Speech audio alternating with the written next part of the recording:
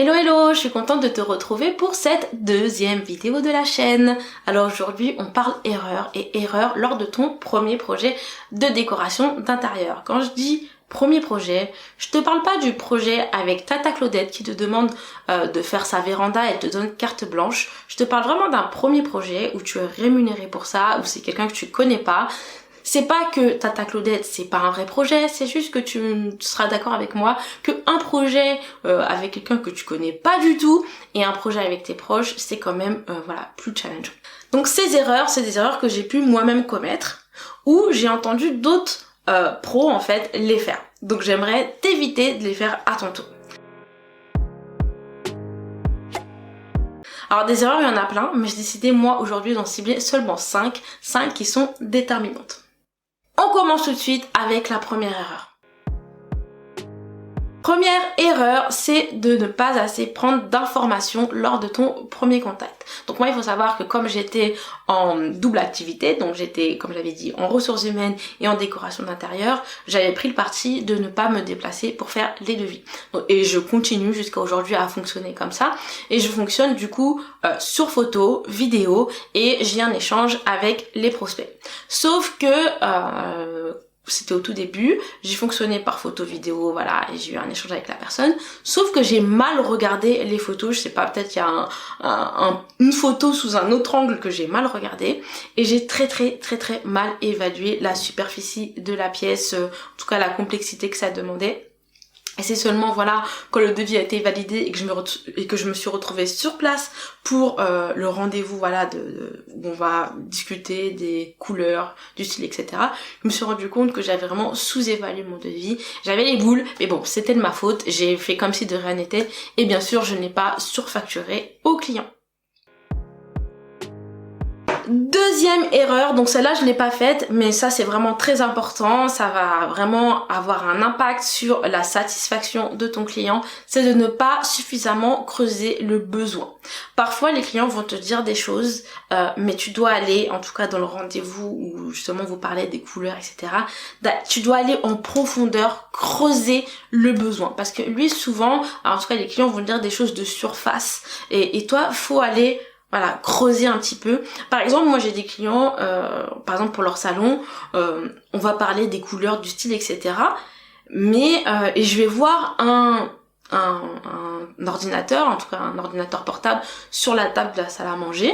Et à aucun moment ils m'ont dit qu'ils voulaient un coin bureau. À aucun moment. Mais c'est moi, en regardant, en voyant un peu comment ils étaient chez eux, je me suis rendu compte que finalement, je comprenais qu'elle travaillait sur sa table à manger. Et du coup, même si elle me l'a pas dit qu'elle avait besoin d'un coin bureau, je lui ai fait la réflexion et je lui ai dit, là, je vois que tu travailles sur ta table à manger, n'est-ce pas? Elle m'a dit oui. Et je lui ai dit, mais justement, est-ce que tu voudrais pas un espace bureau qui soit plus confortable, qui soit vraiment dédié à ton travail? Et ça arrive souvent qu'ils me disent, ah oui, j'aimerais bien, mais bon, je m'étais dit qu'il y avait pas de place, donc c'est pour ça que j'en ai pas parlé. Donc vraiment, va creuser les besoins, va lire entre les lignes pour vraiment comprendre le besoin. C'est vraiment déterminant et c'est ça qui va faire que la personne sera satisfaite ou pas. Si tu restes en surface, tu vas louper des choses et après quand tu vas présenter par exemple tes planches d'inspiration ou tes 3D, il y aura un sentiment de c'est bien mais il manque quelque chose. Aussi, il faut être très attentif aux détails. C'est-à-dire que au-delà, par exemple, de ce que la personne te dit, il y a d'autres choses à prendre en compte qui sont pas d'ordre de la déco, mais qui vont impacter la déco. Par exemple, elle a des enfants en bas âge et elle te dit ah, j'ai vu une telle table basse qui est très jolie, regarde, le plateau il est en verre, etc. Elle te montre la photo. Et là, tout de suite, faut que tu réfléchisses et que tu te dises ah ok, elle veut une table basse, le bout de la table basse, en tout cas les coins, ont l'air un peu pointus, et elle a un enfant en bas âge, red light.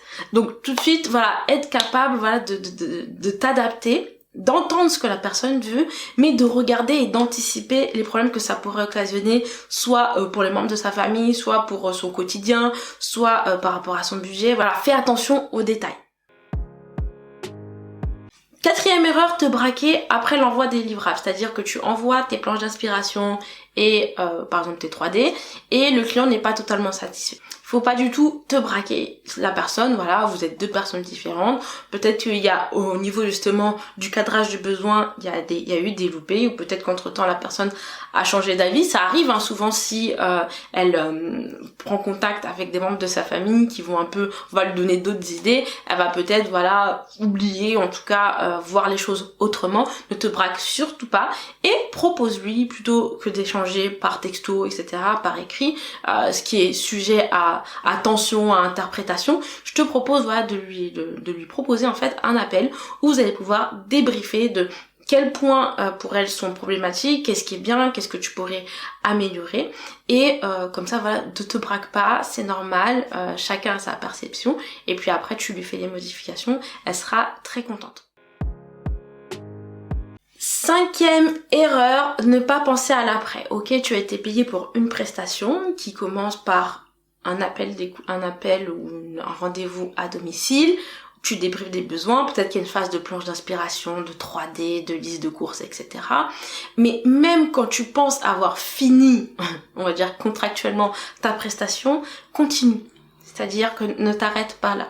Dans le sens où, quelques mois plus tard, n'hésite pas à prendre de tes nouvelles, de tes clients, et même des choses aussi banales que par exemple elle était enceinte et tu sais que elle a peut-être accouché entre temps, n'hésite pas à prendre des nouvelles, savoir si déjà l'accouchement s'est bien passé, si le bébé se porte bien, et puis aussi si son projet de décoration s'est passé comme elle voulait, est-ce qu'elle a pu trouver toutes les références, etc., est-ce qu'elle a eu des difficultés. Voilà, n'hésite pas à relancer la personne, ça lui prouve que tu es professionnel et que tu souhaites l'aider, même après que tu aies reçu toute la rémunération qui te devait.